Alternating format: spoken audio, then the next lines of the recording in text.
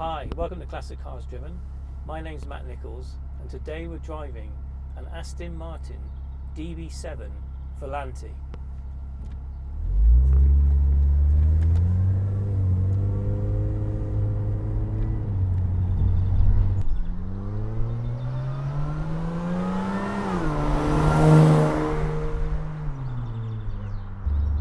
For me, the history of the Aston Martin DB7 is an interesting one. The basic car was originally designed by Keith Helfet of Jaguar, and this was the original F-Type, which was in fact a stillborn. When Ford took over both Aston Martin and Jaguar, both were told to produce sports cars based on the XJS chassis, and it was actually came to Ian Callum, now famous Jaguar designer himself, to create the DB7, which is very similar in looking to the XK8 but with distinctive Aston Martin details. This particular car is in fact a GTS Spec 2. This was an aftermarket sales option offered by Aston Martin of Mayfair in London, who commissioned Car Care Works, latterly known as the Chiltern Aston Centre in Hertfordshire, to do the work. And what they did added some really nice touches. What you can hear in the background is a sports exhaust, which was included in the package. There are also some very distinctive louvres added to the bonnet. There's changes to the mesh grille, quite subtle, but all very nice. There's also split rain alloys, and the centre caps of the alloys are also matched to the body colour of the paint of the car. This one being Solent Silver, although I have to say it appears more to me to be a sort of light metallic blue.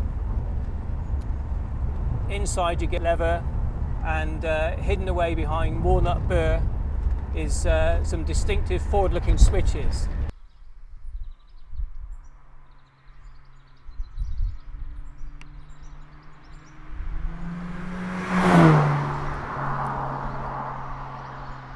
We've just been up to Bloxham in Oxfordshire to see the birthplace of this car, now known as the Vantage Business Park.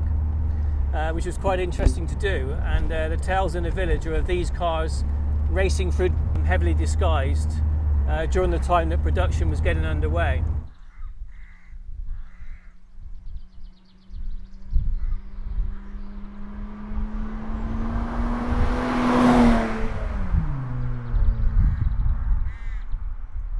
The Bloxham factory is relevant because this was the place used by TWR to build Jaguar's XJ220 sports racing car.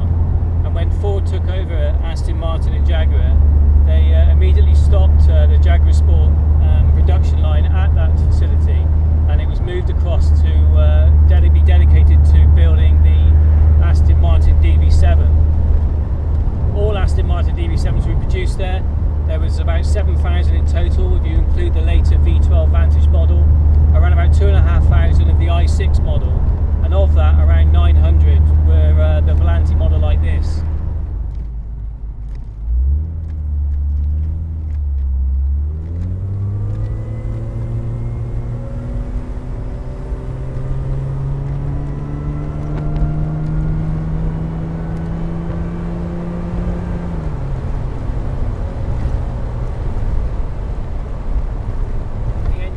To this car, it's a 3.2 litre double overhead cam Aston Martin engine that was produced just down the road from Bloxham by TWR themselves in a place called Kidlington.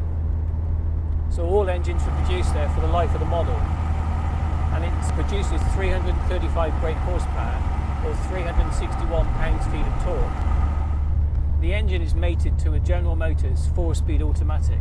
And what's interesting with that is the drive is engaged all the time, so that you never go into a freewheel state. Well, not until you're sort of going down sort of below 20 miles an hour. What that means is you get very little engine braking to start with, and of course with the relatively high mass of the car at 1,800 kilos, bringing it to a stop is always a bit of a challenge, and you need to respect that fact when you're driving it. Now this car has had a brake upgrade, and reading on the forums, a lot of people complain about the poor quality of the braking performance on the DB7, both in i6 and later with V12 Vantage form. But I have to say today, once you do get used to mass, the additional 6-pot AP racing calipers that have been fitted to this car certainly bring it up well. In terms of performance, 0 to 60, around 6.4 seconds for this later series car, which means a little bit more weight than the earlier pre-airbag version when they did away with a composite bonnet. Top speed 160 miles an hour, and you can well believe it actually, because when the supercharger does kick in, you can feel the acceleration build. Almost getting to 60 is just a supercharger getting into life, and once you're there and the gearbox has sorted itself out, then away she goes. Absolutely flies.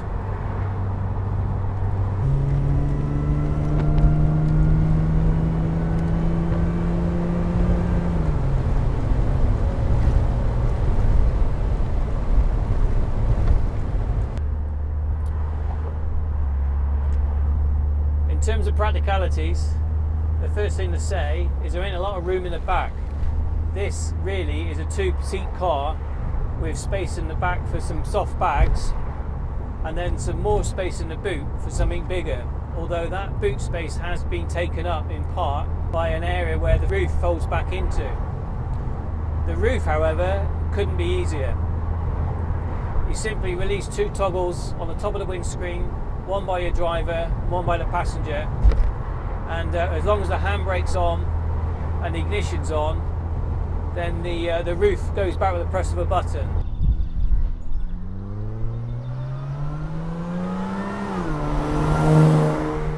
Having spent the day today travelling through the Cotswolds up to Bloxham and back to and from the birthplace of this car, it's really grown on me. There's a certain harshness to the engine. It's always there, and when you do put your foot down, the supercharger whine kicks in, much like it does in the XKR, and the car really thrusts forward at a great rate of knots. You can feel the mass initially, but once that's overcome, there's no stopping it. And it kind of sets the car somewhere between a Grand Tourer, which at this kind of size it is, and a genuine sports car.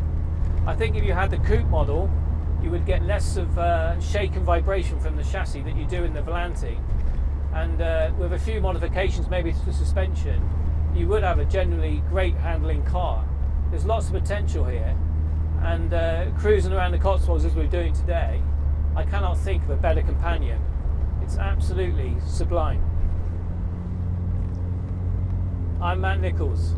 This is ClassicCarsDriven.com, and today we've been driving vintage classics Aston Martin DB7 i6 Volante with a GTS Spec 2 pack added for good measure.